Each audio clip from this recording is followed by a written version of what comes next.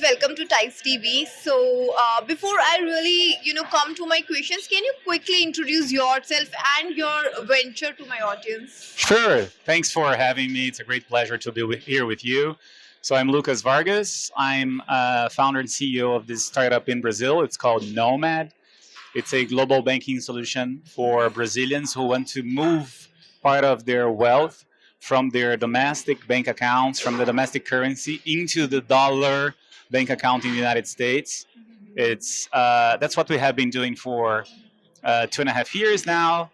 Previously, I had some other experiences in different industries, and yeah, happy to share more here. All right. Can you quickly take me through your startup journey, like how you really begin with it? Sure. It started about 15 years ago. I'm Brazilian. I lived in Brazil. I was living in Brazil, working as a consultant, and decided to start exploring that opportunity. I didn't know, like, to become an entrepreneur. I didn't know how to do. I just wanted to take some time and to think about it, to look for guidance. And in 2019, I moved to the US to pursue my MBA there. And during those 2 years, it was a full time program, had lots of connections. The United States was already a pretty mature, I would say, ecosystem compared to anywhere else in the world. And so there I could take advantage of the resources, getting to know other people, getting inspired by their solutions.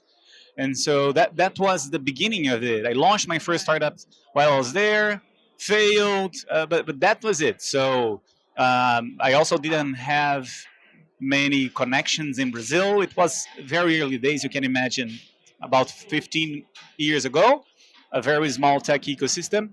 So that was it. I moved to the US. During those 2 years, I learned, then moved back to Brazil, and that has been it. You mentioned that in the initial stages you failed also once. So, what were your key learnings, and what really learned from that situation, which made you start Nomad? Okay, great. First experience back in 2009-ish, 10. It was a group buying website, a clone of Groupon. And Groupon was growing a lot there in the United States, so I launched that in Brazil with my co-founder. Uh, uh, I think that there are many learnings. I think in that specific, that is So, if specific. I may ask you, top three learning. Yeah, so in that specific opportunity, I would say really thinking about the long-term sustainability of the business is important. Thinking about the long term, what's going to be the full opportunity is important. What happened in the group buying industry, the value looks like it was short term oriented. You would drive consumers to the merchants, and then there was not much retention, so it eventually failed. And I think that was one. The other, I think, interesting learning, I'll stay with those two. The second is whenever there are low barriers to entry, it makes it easy for you to start, but it makes it easy for anyone else to start. So there were lots of competition, and all over the world, it was very similar. There were multiple group buying marketplaces, competitors, and most of them failed everywhere, right? So I think those were two interesting learnings. Since you run a startup, we also hear a lot about funding and funding winters. So, what are your thoughts? Like, how did you crack your first funding, and what are your thoughts on the present funding scenario on the global forum? Sure. So we all know we all know how hard the last 2 years or maybe the last 18 months have been for funding. I have to say it has been harder. My understanding is that it has been harder for a little bit later stage startups, those that are closer to the public markets, growth stage, Series C and beyond. Those are suffering more because they are direct. Those startups, they are directly compared to later stage startups, listed public listed companies. Those that are launching startups, it looks like there's a little bit better conditions there. There's a little bit more liquidity, but still valuations have been adjusted, right? So And that's again all over the world. All over the world, it's very similar. The one advice I give to anyone who wants to start something is to get connected with fellow entrepreneurs. And most people run to, oh, I want to get connected to investors. I want to get connected to venture capital investors.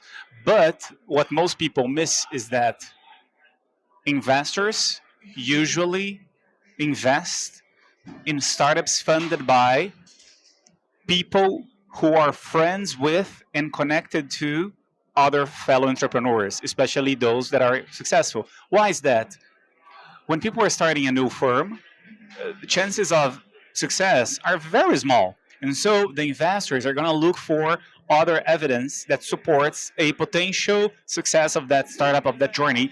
And we know that after we've been through such experiences, having the right connections in with different stakeholders is important.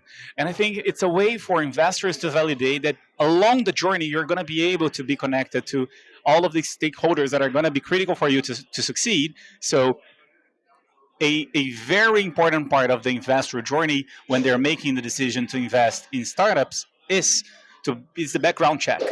And so they're going to be checking with your references, and that's exactly, I think, the number one advice. Before connecting to investors, connect to your fellow entrepreneurs, and I think it's going to be a shortcut to the right investors.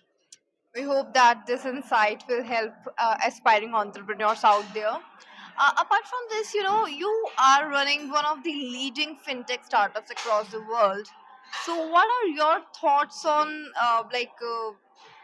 fintech startups? Because fintech is a growing industry, and if we talk about particularly in India, so the fintech is growing exponentially.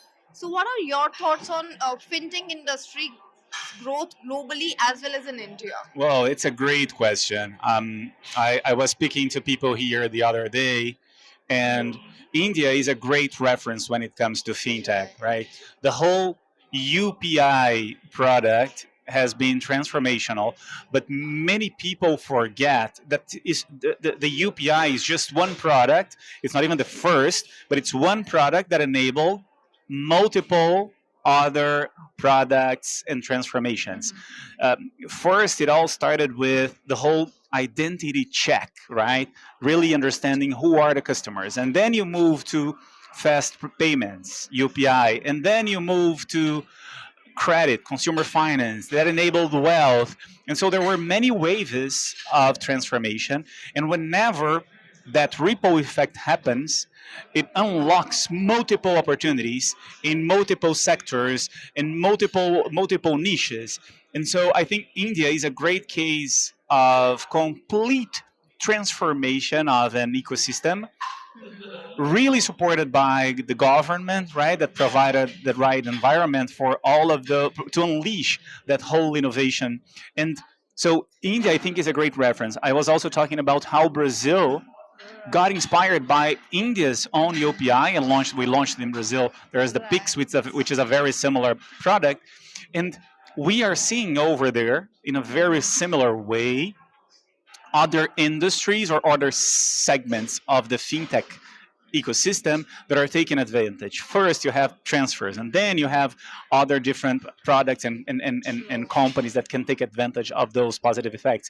So maybe for those looking for what's going to happen next, it's always hard to think about what's going to happen, but globally, it's natural to look for references in places that are working. So you can see now, for example, in the United States, they're creating the Fed now, which is trying to emulate UPI, PIX, and some other instant transfer programs.